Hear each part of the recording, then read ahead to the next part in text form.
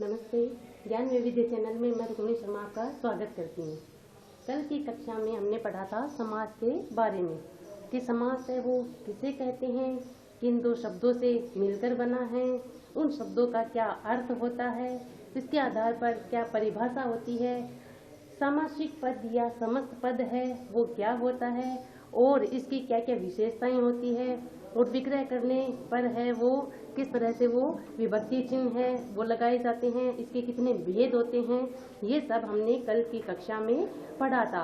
और समास के 6 भेद होते हैं जैसा हमने कल बताया था, उसके 2 भेद है वो कल हमने अध्ययन कर लिए थे। कौन कौन से कर लिए थे? एक तो अव्यय भाव समास और दूसरा कर लिया था तत्पुरुष समास। तत्पुरुष समास के भी हमने 6 भेद है जो कारक की विभक्तियों के आधार पर होते हैं। इसमें कर्ता कारक और संबोधन कारक की विभक्तियों को छोड़कर जो 6 कारक होते हैं उनकी विभक्तियों के आधार पर तत्पुरुष समास के भेद है वो होते हैं, जिनका अध्ययन हमने कल की कक्षा में कर लिया था। आज हमारा अगला जो भेद आता है समास का वो कौन सा है? कर्मधारय समास।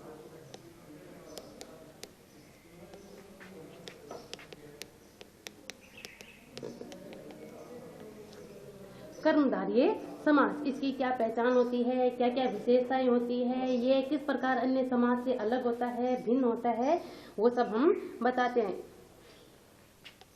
इस समास में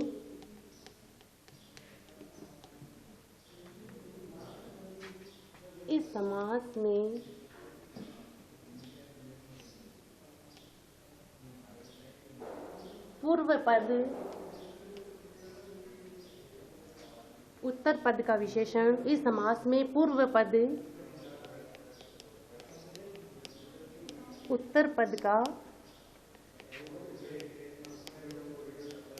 विशेषण या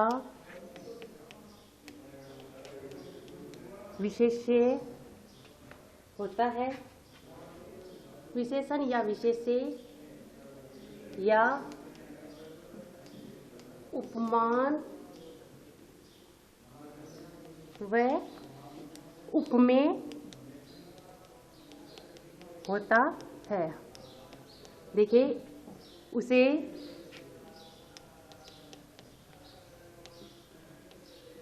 कर्मधारय समास कहते हैं। इसे कर्मधारय समास कहते हैं। जैसे देखते हैं कि इस समास में पूर्व पद की बात हमने कल कर ली थी कि पूर्व पद है वो किसे कहते हैं? किसे कहते हैं कि जब पूरा जो सामासिक पद होता है उसमें 2 शब्दों को जोड़कर है वो बनाया जाता है, संक्षिप्त है वो किया जाता है। तो इसमें जो पहला होता है पूर्व पद, मतलब समस्त पद में जो पहला शब्द होता है वो पूर्व पद कहलाता है, और जो बाद का होता है वो क्या कहलाता है? उत्तर पद कहलाता है। तो इस समास में पूर्व पद उत्तर पद का विशेषण, अब यहाँ एक शब्द और निकल के आया है, विशेषण और विशेष्य। ये भी हमने विशेषण पढ़ते समय है इसकी चर्चा है वो कर ली थी। विशेषण किसे कहते हैं, विशेष्य क्या होता है, एक बार आपको याद दिलाने के लिए फिर से बता देती हूँ। विशेषण जो संज्ञा व सर्वनाम की विशेषता बताते हैं उन्हें विशेषण कहते हैं, और विशेष्य किसे कहते हैं? विशेषण जिसकी विशेषता बताता है उसे विशेष्य कहते हैं। अब एक 2 शब्द और निकल के आए यहाँ, उपमान और उपमेय। उपमान क्या होता है और उपमेय किसे कहते हैं? तो उपमान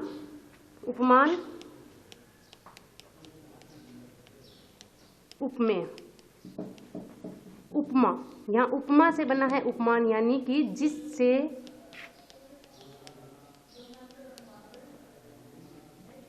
उपमा दी जाए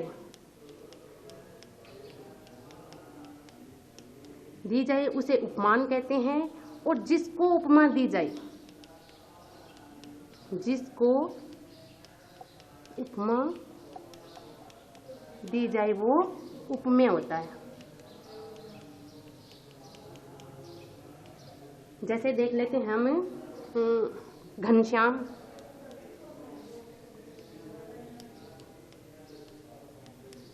इसका समास विग्रह करेंगे तो क्या होगा? घन के समान श्याम। यानी अब श्याम है, श्याम को वो किसके समान बता रहे हैं, घन के समान बता रहे हैं। यानी इस शब्द से है वो उपमा है वो दी जा रही है, तो यहाँ घन है वो क्या है, उपमान है, और श्याम है वो क्या है, उपमेय। यानी जिससे उपमा दी जाए, जिससे तुलना की जाए वो तो उपमान होता है, और जिसको उपमा दी जाए वो क्या कहलाता है, उपमेय कहलाता है। ऐसे ही विशेषण और विशेषण होता है जो विशेषता का बोध करवाता है, और विशेषण जिस शब्द की विशेषता बताता है उसे विशेष्य कहते हैं। ये हुआ इसका कर्मधारय समास। समास में पूर्व पद प्रधान होता है। कुछ उदाहरण और देख लेते हैं हम, जैसे कमल नयन, और इसमें एक के समान शब्द है वो आता है, यानी के समान। कमल नयन मतलब कमल के समान नयन, विग्रह करेंगे तो कमल के समान नयन। मुखचंद्र, देखिए इसमें इस समास में पूर्व पद उत्तर पद का विशेषण होता है और विशेष्य या उपमान रूप में होता है। तो ये जरूरी नहीं है कि इसमें जो पहला जो पद आता है पूर्व पद है वो विशेषण हो, कभी कभी है जो विशेषण है वो उत्तर पद भी हो जाता है। जैसे कि इसमें कमल नयन यानी कमल के समान नयन, तो यहाँ कमल है वो क्या है, विशेषण का है। नयन की तुलना है वो की जा रही है किससे, कमल से, तो यहाँ कमल है वो विशेषता प्रकट कर रहा है। लेकिन इसमें देखिए मुख चंद्र, इसका विग्रह करेंगे तो होगा मुख रूपी चंद्र, मुख रूपी चंद्र। तो देखिए इसमें ये जो विशेष है वो पहले आ गया, ठीक है ना। ऐसा नहीं है कि इसका जो पूर्व पद है वो हमेशा ही क्या आए, विशेषण आए, ऐसा जरूरी नहीं है। कभी कभी जो विशेष है वो भी पूर्व पद में आ जाता है और विशेषण है वो उत्तर पद में आ जाता है, बाद वाले पद में आ जाता है। जैसे इसमें विशेषण है वो पहले है और इसमें विशेष है वो पहले है। मुख है वो, मुख यानी मुख रूपी चंद्र। मृगनयन, मृग के समान नयन, मृग के समान नयन। चरण कमल, चरण कमल, कमल के समान चरण।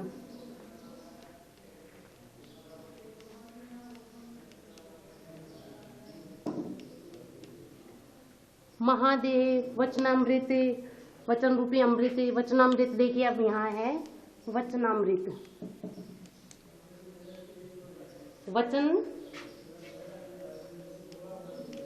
वचन रूपी अमृत, विग्रह करेंगे तो वचन रूपी अमृत। अब इसमें भी देखिए ये वो उपमेय है वो पहले आ जाता है, ठीक है ना। तो इस तरह से जरूरी नहीं है कि हर बार है वो विशेषण ही पहले आए, कभी कभी विशेष है वो भी पहले आ सकता है।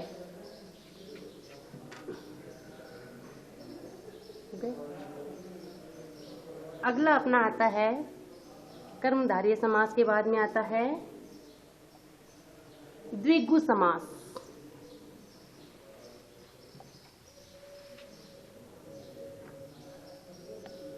चौथा आता है द्विगु समास। द्विगु समास, द्विगु समास। इसमें इसको ऐसे भी लिख सकते हैं द्विगु समास। अब देखिए इस समास का नाम जब हम देखते हैं तो इसमें पहला शब्द क्या है, द्वि। द्वि है वो क्या होता है, द्वि का मतलब क्या होता है, दो, और दो क्या है, नंबर है, संख्या है, ठीक है ना। तो इस विशेषण की जो विशेषताएं हैं इसके नाम के आधार पर ही होती है कि जिस विशेषण में जिस समास में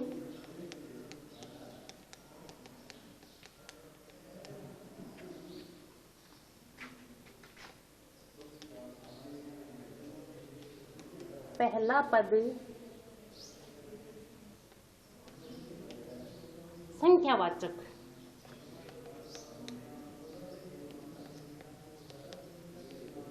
संख्यावाचक होता है और जो समाहार, समाहार या समूह का बोध करवाता है। समाहार या समूह का बोध करवाता है, उसे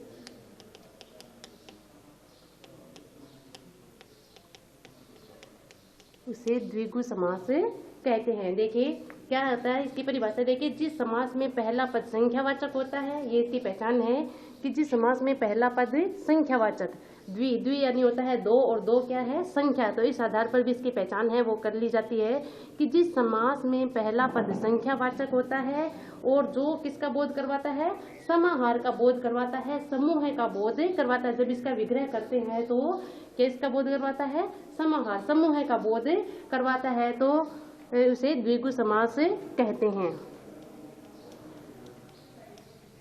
जैसे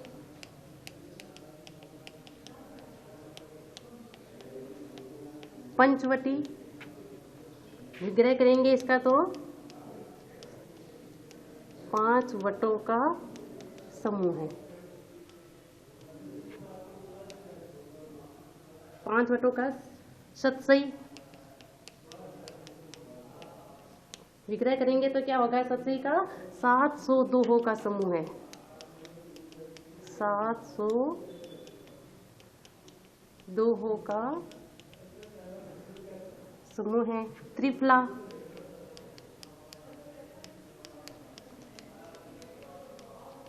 विग्रह करेंगे तो 3 फलों का समाहार। नवरस,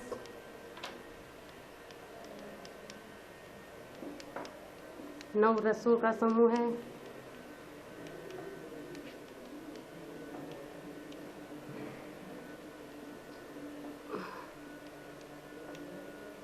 षटकोण,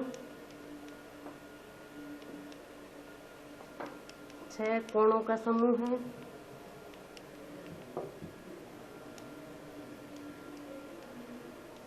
छह कोणों का समूह है। नवनिधि है, षटरस है, अठन्नी है, सप्ताह है, 7 दिनों का समूह है, सप्ताह कहलाता है। त्रिभुवन, 3 भुवनों का समूह है। षटरस 6 रसों का समूह है। अठन्नी 8 आनों का समूह है। और त्रिफला 3 फलों का समूह। तो देखिए इसमें पंचवटी, पंच यानी होता है 5, यानी कि 5 जिस समास का पहला पद संख्यावाचक, तो 5 यहाँ क्या है, संख्या है। और 5 वटों का समूह, समूह है मतलब समाहार का बोध करवाया जा रहा है। सतसई 702 का समूह है। त्रिफला 3 फलों का समाहार जिसमें 3 फल मिले हो। नवरस 9 रसों का समूह है। षटकोण 6 कोणों का समूह, अर्थात पहला पद है वो संख्यावाचक है। और विग्रह करने पर किसका बोध करवाया जाता है, समाहार समूह का बोध करवाया जाता है। ये इस समास की पहचान है या विशेषता है, उसे क्या कहते हैं, द्विगु समास कहते हैं। अगला आता है अपना 5वां,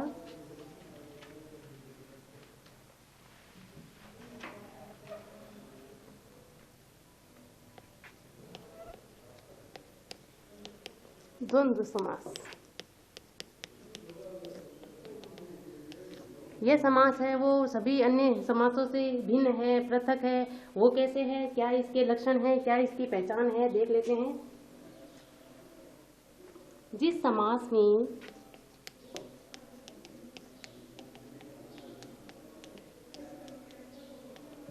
दोनों पदों की समान रूप से प्रधानता हो,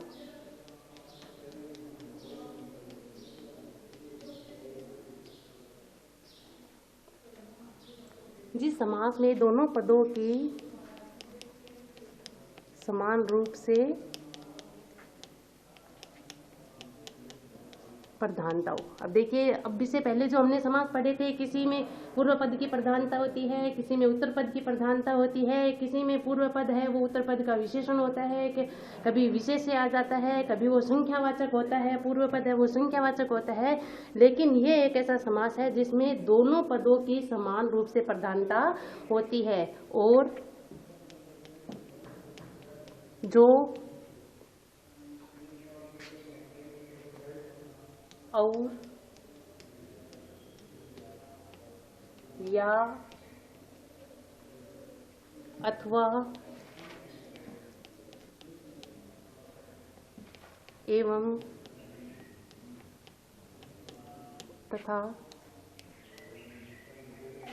आदि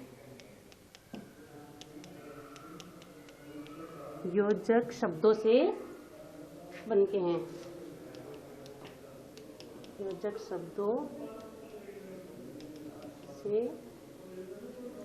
योजक शब्दों के लोप होने से बनते हैं।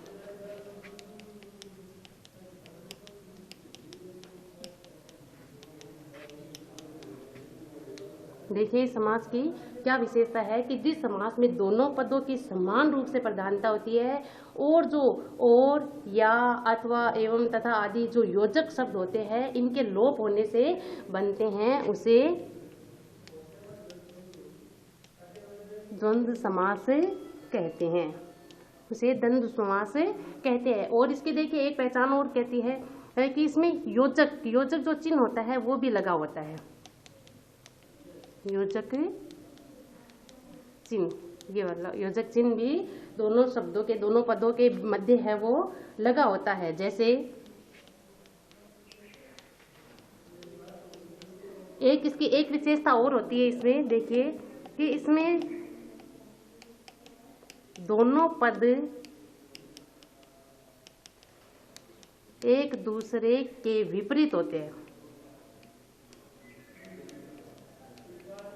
एक दूसरे के विपरीत होती है। देखिए क्या क्या विशेषताएं होगी इसमें। दोनों पदों की समान रूप से प्रधानता होती है, जो और, या, अथवा, एवं तथा आदि योजक शब्दों से लोप होने से बनते हैं। तीसरी है इसमें योजक चिन्ह लगे होते हैं। चौथी इसकी विशेषता है कि दोनों पद एक दूसरे के विपरीत होते हैं। जैसे रात दिन, विग्रह करेंगे तो रात और दिन, रात और दिन, यानी कि रात और दिन दोनों एक दूसरे के क्या है, विपरीत है। भला बुरा, विग्रह करेंगे तो भला और बुरा।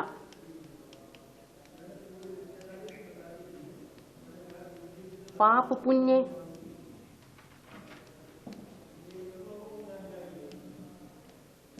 विग्रह करेंगे तो पाप और पुण्य। अब देखिए और जो योजक शब्द है इनसे बने हुए हैं, सबके बीच में योजक चिन्ह है वो लगा हुआ है ना। भला बुरा और एक दूसरे के विपरीत है। रात दिन विपरीत है, भला बुरा विपरीत है, पाप पुण्य विपरीत है, नर नारी, नर और नारी, सुख दुख, सुख दुख, सुख और दुख, यश अपयश, यश अपयश, यश और अपयश। तो यहाँ पाप पुण्य, नर और नारी, नर और नारी, सुख दुख, सुख और दुख, यश अपयश, यश और अपयश। अब देखिए इसमें सारी विशेषताएं निकल के आती है कि दोनों पदों की समान रूप से प्रधानता है ना। और योजक चिन्ह भी इसमें लगे हुए हैं। विग्रह करने पर और जो योजक शब्द है इससे आते हैं और एक दूसरे के विपरीत भाव भी प्रदर्शित कर रहे हैं। तो यहाँ कौन सा समास हुआ, द्वंद्व समास हुआ। अगला अपना आता है बहुब्रीहि समास।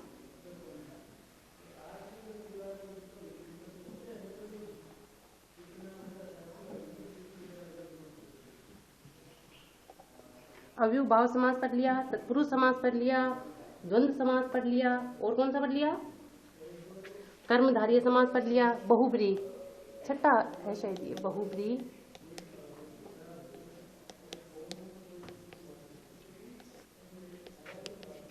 द्विगु समास पढ़ लिया। अंतिम आता अपना बहुब्रीहि समास। बहुब्रीहि समास, इस समास की अपनी अलग ही पहचान है। ये भी अपने आप में अलग विशेषता को लिए हुए है। वो कैसे, इस समास में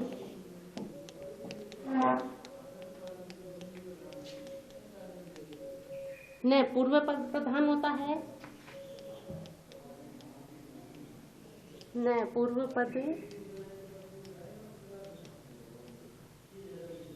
पद प्रधान होता है और न ही उत्तर पद प्रधान होता है। उत्तर मतलब दूसरा। न ही पूर्व पद प्रधान होता है, न ही उत्तर पद प्रधान होता है,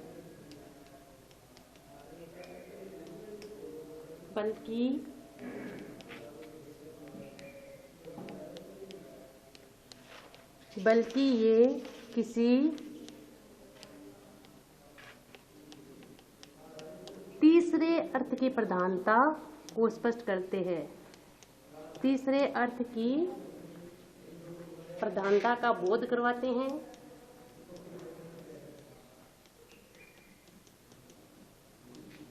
किसी तीसरे अर्थ की प्रधानता का बोध करवाते हैं।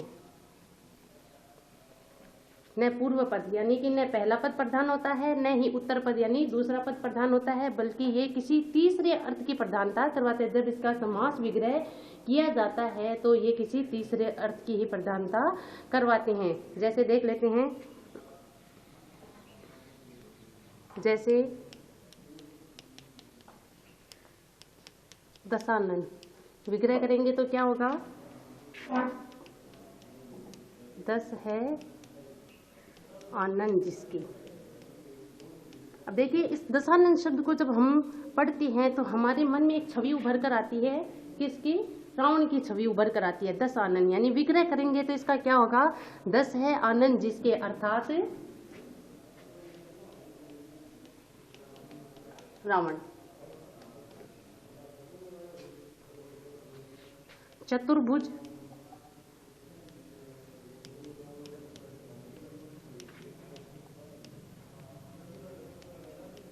चार है भुजाएं जिसकी, अर्थात विष्णु जी।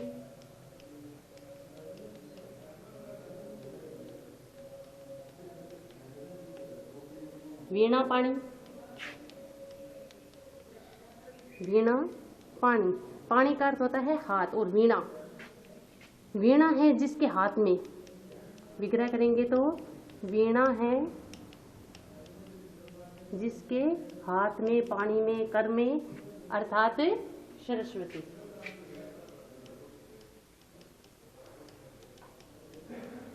अर्थात सरस्वती यानी किसी तीसरे अर्थ का बोध करवाया जा रहा है।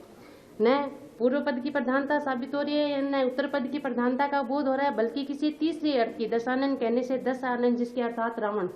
चतुर्भुज कहने से 4 है भुजाएं जिसके, अर्थात विष्णु जी। अब देखिए, इसमें भी यहाँ कई विद्यार्थी है वो सवाल पूछते हैं कि आपने द्विगु समास जो करवाया था उसमें पहला पद संख्यावाचक, इसमें भी तो 10 4 ये संख्यावाचक है। लेकिन देखिए, इसमें विग्रह करने पर आता है 4 है भुजाएं जिसकी, अर्थात किसी एक व्यक्ति की बात है वो यहाँ की जा रही है। 10 है आनंद जिसके, 10 सिर है, लेकिन एक व्यक्ति के लिए यह बात की जा रही है, न कि समूह के लिए। जबकि द्विगु समास था उसमें पहला पद संख्यावाचक होता है, और मैंने बार बार कहा है कि वो समूह का बोध करवाता है, समाहार का बोध करवाता है। जैसे हमने कहा था त्रिफला, तो 3 फलों का समूह है, यानी समूह का। पंचवटी, पंचनद, षटरस, नवरस, ये सब क्या है? समूह का बोध करवाते हैं। जबकि यहाँ एक व्यक्ति के लिए बात है वो की जा रही है। 10 है आनंद जिसके, अर्थात रावण। 4 है भुजाएं जिसके, अर्थात विष्णु जी। वीणा है जिसके हाथ में, अर्थात सरस्वती। 4 पाई, 4 पाए है जिसके, अर्थात खाट। खाट के लिए बात, 4 पाई है वो खाट के लिए कहा जा रहा है। दिगंबर, दिगंबर। अब देखिए इसमें दिगंबर, तो इसका विग्रह करेंगे, दिक है जिसके अंबर। दिक है जिसके अंबर, दिक यानी क्या होता है? दिशाएं। दिशाएं हैं जिसके अंबर, अंबर यानी क्या होता है? वस्त्र। तो दिशाएं हैं जिसके वस्त्र, अर्थात शिव। नीलकंठ, नीला है जिसका कंठ, अर्थात शिव के लिए बात की है ना। तो ये दशानन, चतुर्भुज, वीणापाणी, चारपाई, दिगंबर, त्रिनेत्र, पंचानन, गिरिधर, गिरि को धारण करने वाला, गिरिधर नाम लेते ही हमारे मन में श्री कृष्ण की छवि है वो भरकर आती है। गजानन, गज है जिसका आनंद अर्थात गणेश जी की छवि हमारे सामने उभर कर आती है। तो जिसका विग्रह करने पर किसी तीसरे अर्थ का बोध करवाया जाता है, वहाँ क्या होता है, बहुव्रीहि समास होता है। ये हमारे समास के 6 भेद है वो हमने पढ़े, 6 हो गए, 6 भेद है पढ़े। अब कहीं कहीं संस्कृत में भी दिए होते हैं, कहीं कहीं हिंदी वाली किताबों में भी 2 भेद है और दिए होते हैं। थोड़ा सा उनके बारे में भी हम जानकारी ले लेते हैं कि 2 भेद और दिए होते हैं। वो वैसे तो तत्पुरुष समास के अंतर्गत ही आते हैं, नए तत्पुरुष समास।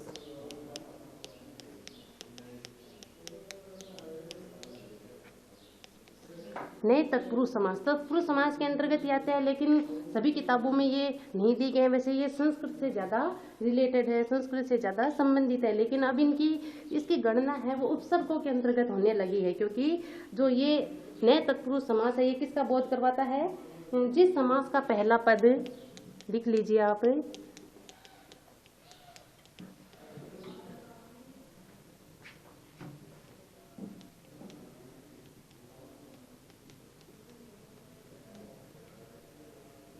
जिस समास का पहला पद निषेधात्मक,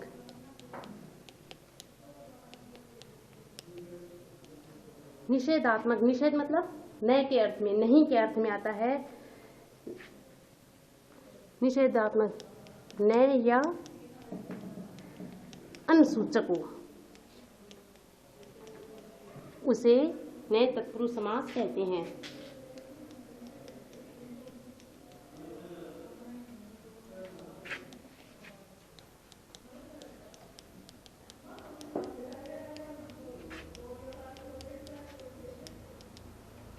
अब इसकी गणना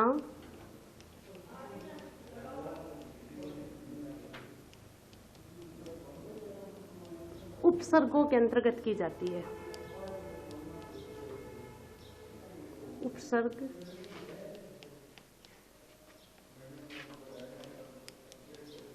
के अंतर्गत की जाती है।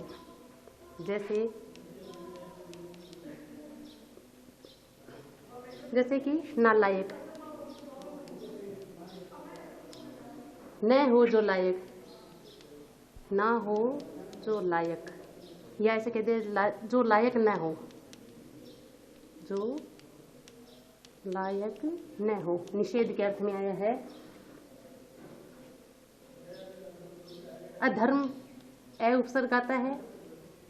अधर्म, अधर्म का नहीं हो जो धर्म, विग्रह करेंगे तो नहीं हो जो धर्म, यानी निषेध के अर्थ में आता है, या नए या अनसूचक, अनसूचक शब्दों के अंतर्गत आता है। अनर्थ,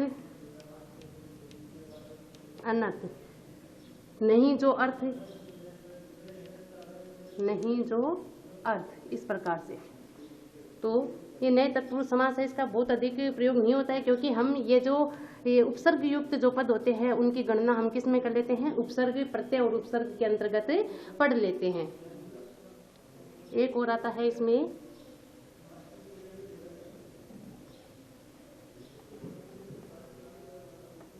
अलुक तत्पुरुष समास।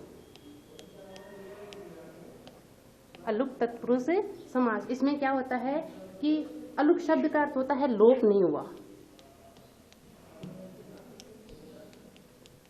अलुक शब्द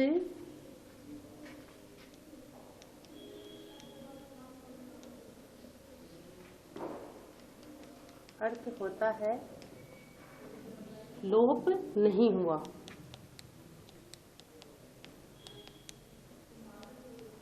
लोप नहीं हुआ। संस्कृत में तत्पुरुष के कुछ समस्त पद ऐसे होते हैं जिसमें परसर्ग या विभक्ति का लोप नहीं होता। संस्कृत में कुछ समस्त पद हमने पढ़ा था, किसे कहते हैं? सामासिक पद या समस्त पद। संस्कृत में कुछ समस्त पद ऐसे होते हैं जिनमें परसर्ग शब्द भी हमने पढ़ा था, परसर्ग या विभक्तियों का लोप नहीं होता है, या विभक्ति का लोप नहीं होता है, उसे अलुप्त तत्पुरुष समास कहते हैं। जैसे खेचर, अब खे यानी क्या होता है? आकाश, चर यानी होता है विचरण, तो आकाश में विचरण करने वाला, आकाश में विचरण करने वाला। सरसिज, मनसिज, सरसिज यानी होता है सरसी में जन्म लेने वाला। जय यानी सरसी यानी होता है तालाब,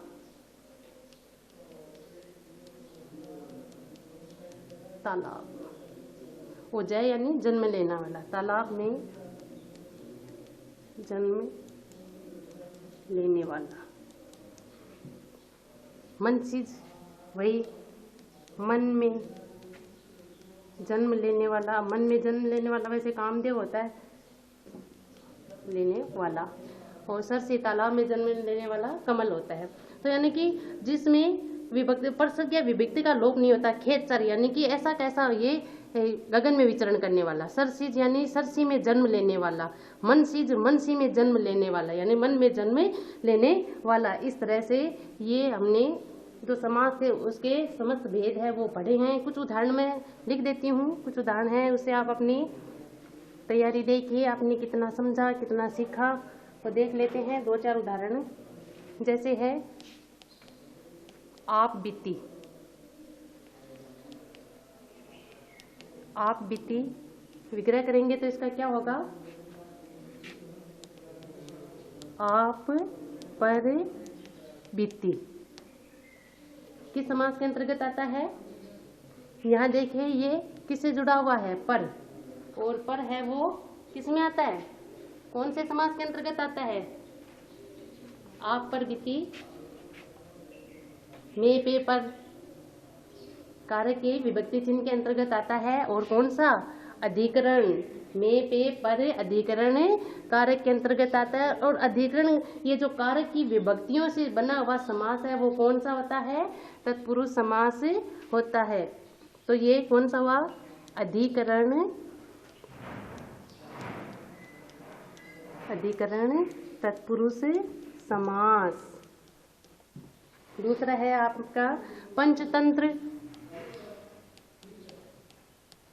पंचतंत्र विग्रह करेंगे तो क्या होगा? 5 तंत्रों का समूह है,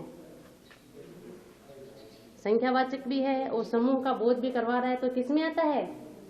द्विगु समास में अंतर्गत आता है, द्विगु समास। नीलकमल, नीलकमल विग्रह करेंगे तो क्या होगा? विग्रह करने पर पता चलता है नीला है जो कमल, यानी कि कमल की क्या बताई जा रही है? यहाँ विशेषता प्रकट की जा रही है। और जिसमें पहला पद विशेषण हो वो किस में आता है?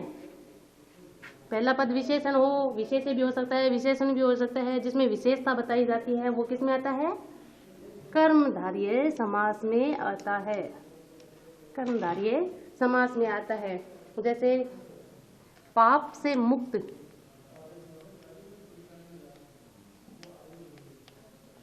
पाप मुक्त, पाप मुक्त विग्रह करेंगे तो पाप से मुक्त।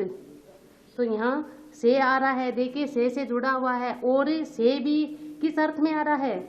अलग होने के अर्थ में आ रहा है। तो कौन सा हुआ? अलग होने के अर्थ में जो कारक की विभक्ति चिन्ह से बना हुआ है, वो से भी यहाँ पाप से अलग हो रहा है, मुक्त हो रहा है। तो अलग होने का अर्थ किस में आता है? अपादान तत्पुरुष समास, अपादान कारक भी हमने पढ़े थे, तो अपादान तत्पुरुष समास। दानवीर,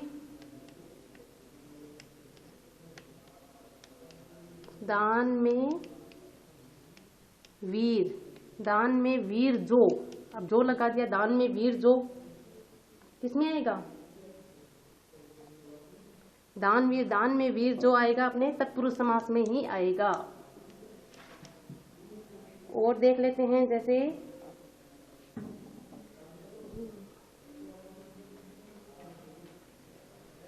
मृगनयन, मृगनयन, मृग के समान जिसके नयन के समान आया है तो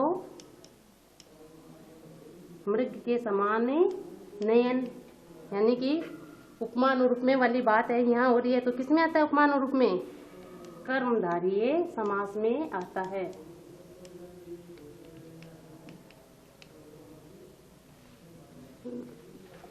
और देख लेते हैं